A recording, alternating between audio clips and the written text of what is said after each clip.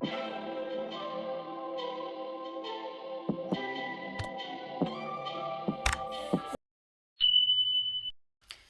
as you said, this is entirely predictable. We've seen it elsewhere with this sort of regime change and the naive types in the West who celebrated this, really. And that shocking footage we have seen, the slaughter, the torture of innocent Syrian people. Where is the UN in all this, Richard? I mean, aren't they supposed to be there to protect the innocent in precisely these sort of situations?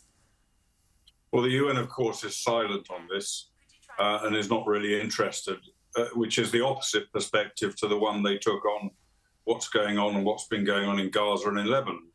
And of course, they were the first, because people were being killed, mainly Hamas terrorists, but also, unfortunately, some Gazan civilians were being killed inadvertently by the IDF. The United Nations turned on them. They've had numerous resolutions against them, and indeed, the very man who issued who asked for arrest warrants to be issued against the Prime Minister of Israel and the former defender of Israel, the chief prosecutor of the ICC, Karim Khan, he was pictured very soon after Jilani got to power in Syria, shaking hands with the man. So this, I think, is where it's facing. James. I want to ask you just maybe a double-barreled question, if I may, Colonel. First of all, is there now finally, after the last 20, 25 years of Western foreign policy seems to have been a record through the Arab Spring and so many other instances of saying, hey, we've replaced somebody bad and winding up with somebody worse. Are we going to start to have some sort of more realistic look at the way we look at totalitarian regimes in this part of the world? And how does Donald Trump's actions with the Houthis relate to all of this? I think it's a very good move that he's done this, but in a sense, I almost wonder what took him so long.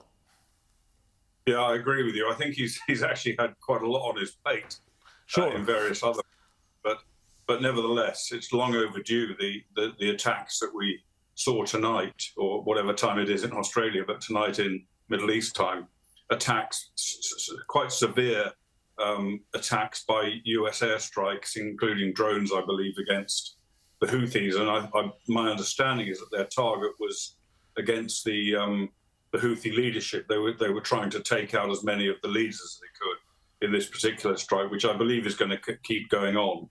But it's long overdue. It's not only overdue in the Trump administration, but it's been overdue ever since October 2023, when this campaign by the Houthis began against shipping in the Red Sea. And of course, President Biden, as he was in the United States, basically was soft on it because he was trying to appease their masters, the Houthis' masters in Tehran, trying to appease them. And so there's been this, very weak approach to totalitarianism, particularly including as it affects the West, because of course the Houthis' attacks on shipping affect the West. And equally, the Iranian regime's determination to develop a nuclear weapons capability is also going to affect the West. Yet the Biden administration's been soft-pedaling on that as well. I'm pleased to say that President Trump's taken a different approach. He's returned to his maximum pressure campaign of sanctions against Iran, and has also threatened, if Iran doesn't agree to dismantle its own nuclear arsenal or its development of nuclear weapons, if it doesn't agree to do that, then he will unleash Israel onto Iran and give Israel all the support it needs to carry out military operations against the Iranian nuclear program, which I think is something that should happen, and it should happen sooner rather than later. The time is ripe now for that. And that will be a demonstration, I think, to not only to the Iranian terrorist regime, but also to dictators elsewhere in the Middle East as to what they can expect if they continue to threaten not only Israel, but the West. And Richard, just finally on Gaza, Donald Trump has threatened several times to rain down hell on Gaza unless all the hostages are finally out. We've also had the Gaza Trump Towers Gold Coast resort plan, which is maybe you put your name down for a flat share up there on one of the Trump Towers overlooking the Mediterranean. But where are we with Hamas, and at what point will will the threat of unleashing hell take place? Will we see the Israelis move in? Will we see the Americans giving them the green light to move in? Well, with the massive fee I receive for appearing on Outsiders at this time, I can afford several houses. Of course, you get top penthouse, Gaza Towers. That's it. The Kemp Suite. Very much so. Yeah. But to be serious, I think we're receiving mixed messages now about the continuation of the ceasefire, which has been going on for several weeks, and the aim of the ceasefire was not to preserve Hamas life, of course, because that's something that needs to be annihilated, but was to pause operations in order to get back as many hostages as possible.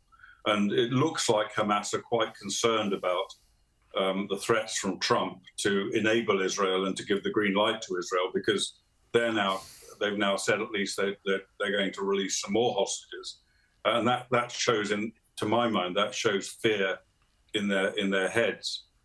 But however this works out, however this latest sort of series of negotiations work out, I think come the time that the Israeli government decides they have secured the release of as many hostages as possible, and of course there are still some alive and some dead in Gaza, once that time arrives, I believe that the Israelis will then resume operations in Gaza. They'll go back to the fight and finish off Hamas, which has got to happen. And I believe if that does happen, then the new US administration will be fully supportive of them, as the previous one wasn't. The previous Biden administration tried to restrain Israel. I think the Trump administration, once the decision's taken to return to the fight, will encourage Israel to fight on to the end, because, of course, there can be no resolution to this situation before really two main things happen. First of all, Hamas is destroyed in Gaza, and contrary to what people say about you can't destroy an ideology, Hamas can be destroyed in Gaza and should be. And secondly, that the head of the octopus, which includes all of the numerous proxies around the region, is chopped off. In other words, the regime in Tehran. Richard Kemp, Colonel Richard Kemp, always great to chat to you. Thanks so much. We'll let you go to sleep now, and we'll speak to you again here on Outsiders. Thanks so much. Richard Kemp, Colonel Richard Kemp there in Israel.